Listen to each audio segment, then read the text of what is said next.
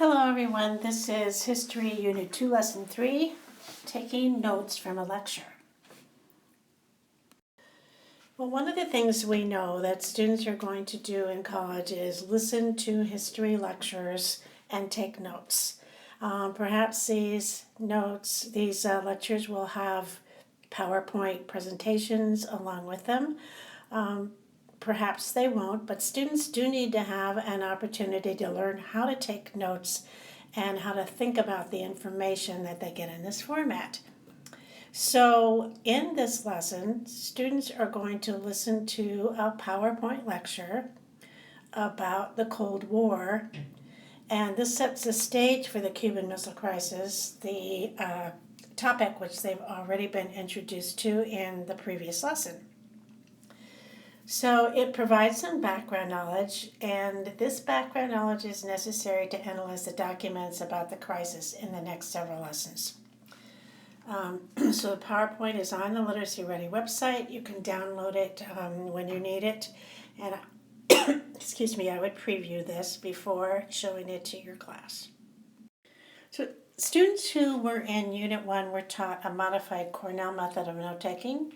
And they're to use this method in taking notes on the Cold War lecture. They're going to be doing this to answer 3 questions. What was the source of tension between the USSR and the USA prior to the Cuban Missile Crisis? Was the United States policy towards the Soviet Union reasonable, or was it an overreaction to the perceived threat that came from the Soviet Union? And what was the impact of the early Cold War on liberty domestically and abroad? Remember that liberty is one of those words that are tied to the essential question. So thinking about this will keep happening as they go throughout the unit. So for the modified Cornell note-taking method, students are going to be writing on one side of the page. So they're going to divide the page into 2 columns. And after they finish writing their notes, later they're going to be adding notes from the reading so they can integrate those. The thing that's really hard for students in college is to take the notes that they've done when they've read and the notes that they have gotten through lectures and or other means, and actually integrate them together to study for a test successfully. So this is one way to do that, is to actually take the notes from reading and place them in their proper positions next to the information that is similar in the notes from the lecture. If students have completed Unit 1, they will know how to use this modification, the Cornell method. If not, you're going to have to go back and your model and provide good practice and feedback before they engage in this activity independently. And so what I would do is I would take a part of the lecture, the first maybe a couple of slides, and I would model it, talk through the processes, tell how you're thinking about it, why you wrote what you wrote. I would show them how you did the page and then how you're going to go back later and put in the notes. I would do that for students, and then I would take another couple of slides and talk through that, have the whole group engage in the process of taking Cornell notes. Then I would say, okay, let's get back together and see what we wrote and do a little debriefing. And until you feel comfortable that they know what they're doing before letting them go on their own. You want to encourage students also to use abbreviations and phrases because they're listening to speech which is faster rather than writing down whole sentences. Paraphrase rather than copy word for word. This is really important because when they get in college, if they try to write everything word for word, then they're not going to be thinking through the information. They're not going to process it as deeply, and then they won't be able to do it. So they won't have a very good group of notes to study from. There is a list in the Student Academic Notebook and also on page 37 of the Teacher's Guide of the history-specific information to attend to when listening to a lecture. For instance, you're going to be paying attention to the relationships among events. You're going to be thinking about political, geographical, religious, social, economic information. You're going to be thinking about actors' actions, motivations, characteristics, that kind of thing. So this is something that students should review. Again, if they've been through Unit 1, this will be a review for them. If they have not, you need to talk it over more thoroughly. They're fine after they review this, they're thinking about it, they are going to take notes from the lecture. And when they're finished with those notes, they're going to compare notes in pairs or small groups. So you always want to have students working together on this because they can help each other round out the picture for them if they had difficulty getting any of the notes down. When they get through talking in pairs, well, you can focus their talking in pairs or small groups on the questions, but you also want them to answer the questions that you set before the lecture. Remember those 3 questions we saw in a couple slides ago. And you want to engage then in a whole group discussion to discuss the answers to those questions. And then if some of the things that you think are important in this lesson have not been brought up, there are some additional questions that you can ask students to guide them through a deeper discussion. So here's the list of things that they should be paying attention to as they listen to the lecture and take notes on the lecture. Like I said, if they've been in Unit 1, they have viewed this list before, and they've taken notes on paying attention to this. Also, when they read, they pay attention to this. One other thing you might be thinking about as students are listening to the lecture is there are certain cues that come from the lecture that give them an idea about what is important, and you want to teach students to listen for those. For instance, if the lecturer is saying, and the reason this was important, then that's a signal that they should be writing down the next thing that the lecturer says. Or if they say, well, there were 3 causes, then that would be a cue that you're going to be writing a list of those 3 causes and to listen for those cues that the lecturer gives. I know that when I was taking a history class with some students in order to help them to do better in their history classes, and this was in college, the students would get to that point. They'd be taking notes on all of the details, the events, and all of that stuff. And when the lecturer would say, well, the reason why this was important, or this is really what you want to take away from this, and the students would put down their pens or pencils and just listen, when actually that was probably the more important information that they could get, was that when the lecturer was actually going to do some analysis and talk about meaning of the different events and what he just told them. So it's an important skill to teach students to do. Again, you want to, after they've taken notes, give students an opportunity to compare notes in pairs or small groups. And when they're doing this, you want to make sure you roam around the room and provide support. So if they're stuck about something, if they didn't get something down, then, help them problem solve to figure out what to do about it. After they have that pair or small group session, you're going to have a whole group discussion of their answers to the questions. And what you want to do when they're doing this is to make sure that students reference their notes. So they're not just telling you off the top of their head what they think the answers are, but they're giving you evidence from the notes and from the lecture. The additional questions are on page 38 of the Teacher's Guide. And we started out with this more open kind of discussion, but if students were having difficulty with anything, then you want to dig in. And the questions on page 38 will help you think about what digging in might look like. Here is a list of questions, and these are all points that were discussed in the lecture, and it helps students to get a little better idea of the meaning of the lecture if they answer these questions, if they've not already thought about these things. Perhaps the most interesting one for them is going to be number 3, where you're taking a quote from the Truman Doctrine, which was discussed in the lecture, and you're having students read the quote.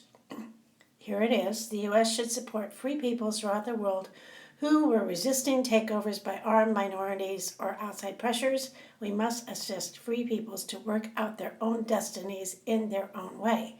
All right, so what you're asking students to do is to pick out the most important word in that quote, and you're going to find that students will pick out different words for different reasons, and then they're going to explain to a partner why they thought this word was most important. They're going to take that word and they're going to put it on a chart someplace in the room, so after everyone is finished you have this chart full of words, and you're going to then ask the students to pick 2 of the most important words that go together. So each student has picked one word. They don't have to use their same word. They can choose 2 different ones if they want to. And then they're going to explain to their partner why they picked those words, it being most important to the meaning of the quote. So what this is going to do is it's going to get everybody talking about meaning, because they will be thinking about the importance of the sentence and the importance of the different words in the sentence. And when you have a whole group discussion about this, it's going to bring up some interesting ideas about the quote itself and about the time period. So in activity 3, students are going to be considering vocabulary. So one of the things that they have done when they've listened to the lecture is to think about words that they maybe were having difficulty with. So of those words, they can work in groups to find definitions of the ones they don't already know. And there is a format provided in the academic notebook and on page 39 of the teacher's guide for dealing with these words. And you can see it starts out with the word itself, the context, the phrase or sentence in which it was found, a dictionary definition that they would look up, and what that means, in other words, what it means in their own words, a synonym for the word, an antonym for the word, and then categorizing the word among 3 dimensions, which we will talk about in a minute.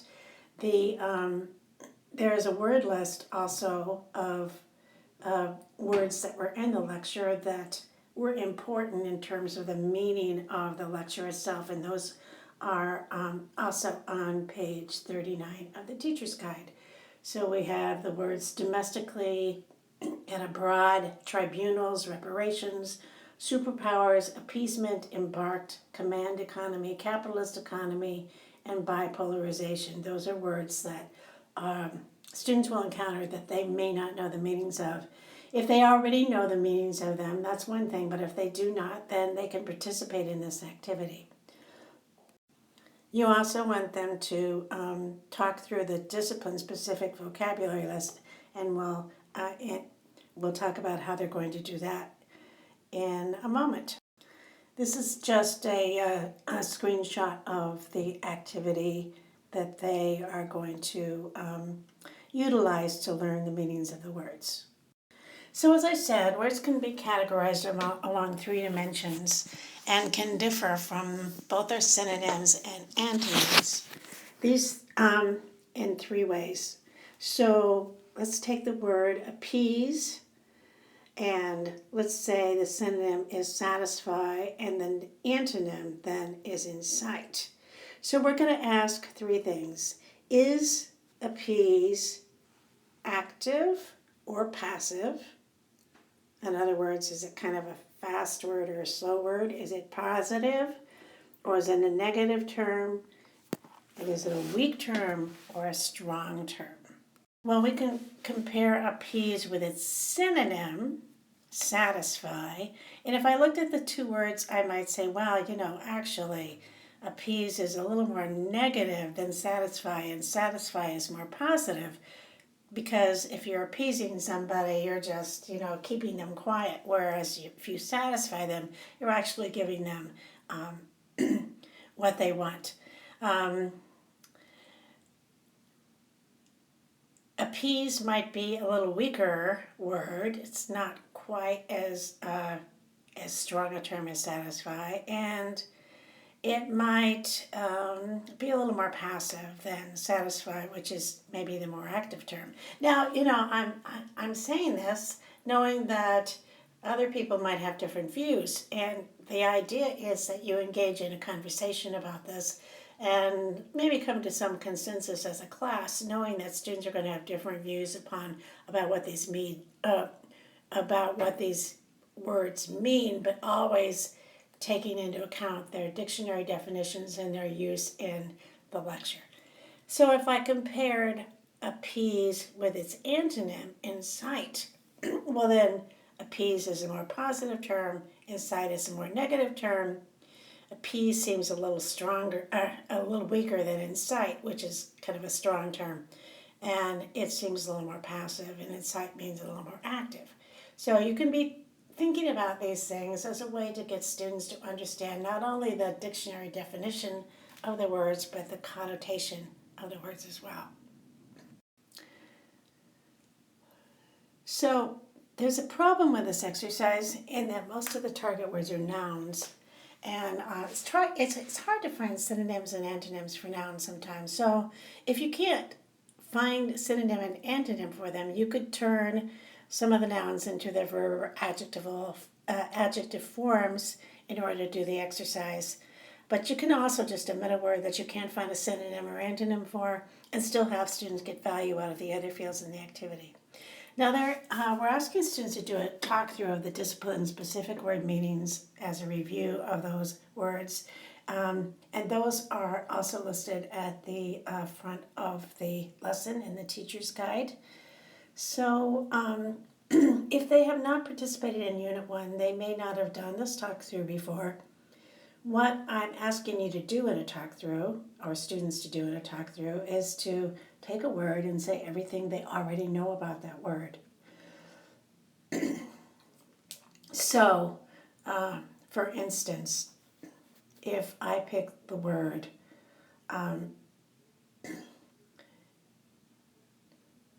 Cuban Missile Crisis, I know a good deal about the Cuban Missile Crisis because I've done some reading about it, so I'm going to tell you everything I know about it, that, it resulted from the USSR placing missiles faced at the United States on Cuban territory, and that Kennedy was president at the time, that he wanted the USSR to remove the missiles. There were also missiles that we had placed in Turkey pointed at the Soviet Union. Those had been there for quite a while, and so the Soviet Union wanted us to take away those missiles in Turkey, and on and on and on. So you talk through all of the information you know about it, and while you're doing this, the other person, you're going to talk through with a group, in a pair, and the other person in the pair is going to be doing the listening, and they're also going to have some information in front of them about, from the lecture about what they just read, so they can stop and say, oh, that wasn't right, or, there's more that we learned about that than you're telling me. What else can you tell me? And students at that time, when they get to a point where they're stuck, they can say, well, I'm stuck. They're to do this without actually reading the information. They're saying it's from memory. But when they get stuck, they can say, okay, I'm gonna stop for a minute. I'm gonna take a look at my notes, and then I'm gonna put my notes down and I'm gonna say it again. And that's what you do as a talk through. So that's the last thing that you do with lesson 3. And if you're a little short on time, they certainly do not have to talk through all of the words. You can pick a couple of ones that you really want students to know about or you think are most important and have students talk through those. And that's the end of the lesson. Hope you enjoy it.